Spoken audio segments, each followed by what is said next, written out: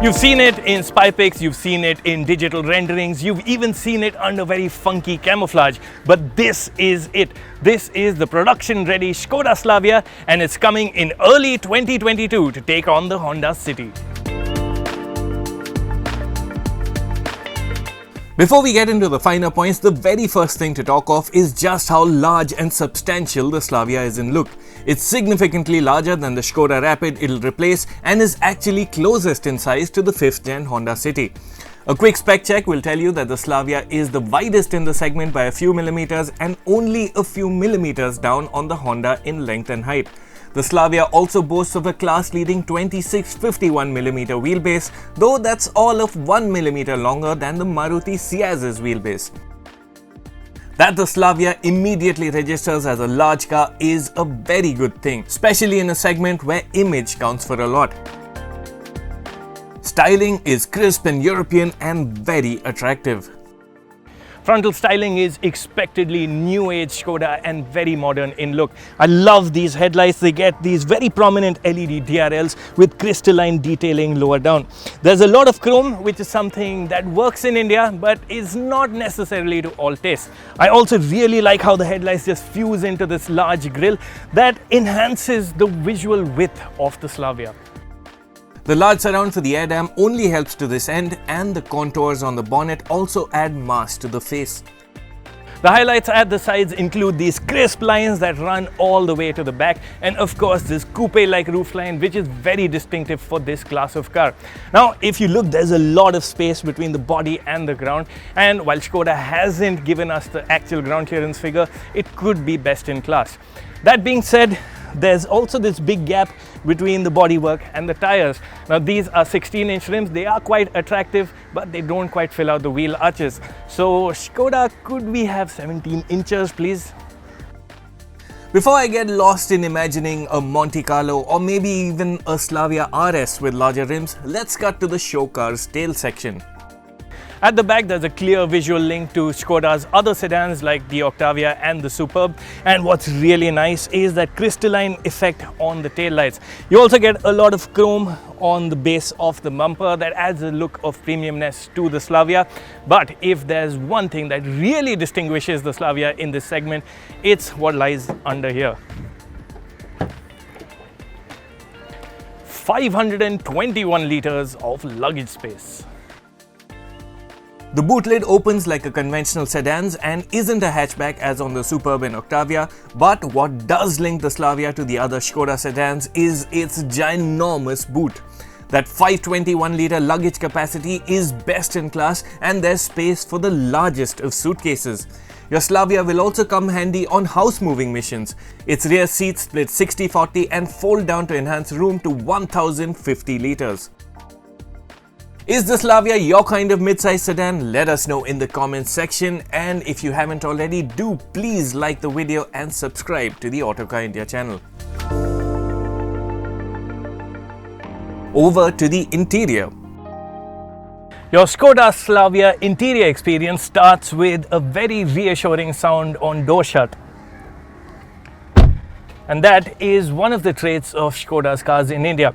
Now inside, it is familiar provided that you have been in the new Kushaq. The design is more or less the same, but there are certain detail differences that distinguish the Slavia's interior. For instance, the aircon vents at the sides are now round units, and you'll also find this contrasting applique on the dashboard. I'm not sure I'm really a fan of it, but it does add some distinction to the look. Another highlight in the Slavia is the nice use of colors. Now there is a dual tone theme inside. You do get gloss plastics on the top and lighter materials lower down, and it all looks very nice and rich. There are no soft touch surfaces inside, but elements like the textured materials on the dash top help the look, and overall panel fit is also tight. And yes, compared to the Kushaq, the Slavia sees an upgrade in its roofliner too. The other upgrade comes in the instrument cluster. The instrument cluster on the Slavia is a digital unit, and you get 3 themes, and it looks quite cool. Now the screen doesn't cover the complete instrument cluster, but it is still nice and in keeping with the times. The other elements are pretty much the same. You get a 10-inch touchscreen, you get the touch operated aircon controls. Everything is very nice and very European. The 2-spoke steering wheel shared with other Skodas is really premium, and yup, paddle shifters will be part of the package on the Autos. The overall experience up front is very impressive. From behind the wheel, the Slavia feels like a big car. You know that you're sitting in something quite large, and the seats are also in keeping with that theme. They're large and very supportive. Practicality is well taken care of as well. The door pockets can hold large bottles, the glove box itself is large and cooled, there's a recess for a second phone near the wireless charger, and the cup holders between the seats get an anti-slip rubber base. Do note the final variant breakup isn't out, so what you see here will be what you get on the top spec style trim. Now in terms of features, Skoda has done really well with the Slavia. The 10-inch touchscreen is really nice to use. It gets you wireless Android Auto and Apple CarPlay, and also gets certain dedicated apps. Of course, you have the auto climate control, there's a wireless phone charger, the front seats get ventilation, and you also get the all-important sunroof. In addition to all that's been covered, here's what else the Slavia in style trim will pack.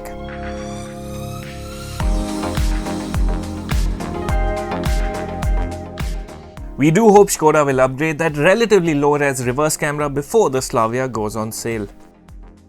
In terms of safety equipment, the Slavia impresses with standard fit ESC, a low tire pressure warning, and ISOFIX child seat mounts. Top spec versions of the Slavia will also get 6 airbags. The electronic differential system mentioned here uses the brakes to prevent wheel spin at the inner wheels in a corner, while the multi-collision brake system activates in the event of an accident to automatically bring the car to a safe stop. There are no rear disc brakes though. The Slavia doesn't have a global NCAP crash test rating as yet, but Skoda says the model goes well above the requirements of Indian regulations. Switching focus to the back seat. The Slavia has the widest cabin in class and is just about the longest in its wheelbase as well, so expectedly there is a lot of space. Now I'm just under 6 feet tall, the front seat is set to my driving position, and I have lots of knee room, a lot of space to move my feet around, and that is really impressive. However, for a taller passenger like me, headroom is just about adequate. Anyone taller than me will find their head brushing against the roof lining, so the only option would be to slouch down a bit and sit. Seat cushioning is nice and the seating position is comfy too, though we'll need to judge the Slavia back to back with the City before declaring which one is best in the all-important area of rear seat comfort. Worth highlighting is that the Slavia gets adjustable headrests and 3-point seat belts for each of the 3 rear seats. The middle seat passenger also won't feel like an unwanted guest. There is enough room, and the floor is also quite flat, aiding comfort at the back. Of the amenities available to rear passengers are aircon vents, there are 2 USB Type-C charging sockets. The bottle holders are also reasonably large and usable, and when you fold down the armrest, you'll get 2 cup holders. What's also a nice inclusion for those who can't be left without their phone is this dedicated pocket for your mobile. Under the skin, the Slavia has a lot in common with the Kushaq SUV that came earlier this year. Like the Kushaq, the Slavia is built on the India-specific MQB A0iN platform and will be offered with the same engines and gearboxes too. Like the Kushaq, the Skoda Slavia will be available with 4 engine and gearbox options. There's going to be a 3-cylinder 1-litre TSI unit that puts out 115 horsepower. That will be offered with a standard fit 6-speed manual gearbox and a 6-speed torque converter auto. There'll also be a sportier Slavia with a 4-cylinder 1.5-litre engine that makes 150 horsepower. Gearbox options will include a 6-speed manual, and there'll also be a 7-speed dual-clutch transmission. The 1.5-litre engine is also unique for its cylinder deactivation tech that shuts off 2 cylinders for best efficiency at light loads. Skoda hasn't revealed fuel economy numbers for the engine so far, but you can expect figures similar or better to those on the Kushaq. Expect an ARAI figure in the region of 16 to 18 kpl for the 1.0 TSIs and about 18 kpl for the 1.5 TSIs. Skoda insiders also say the EPC problems that plagued the first batch of Kushaqs will not recur on the Slavia. Before you ask, the Slavia will not be offered with a diesel engine at all. Renuka did get a brief driving experience in the Slavia a few weeks ago and did come away impressed with the petrol powertrains. Excellent ride comfort was the other big takeaway of the drive. Do click the link above to see her first driving impressions.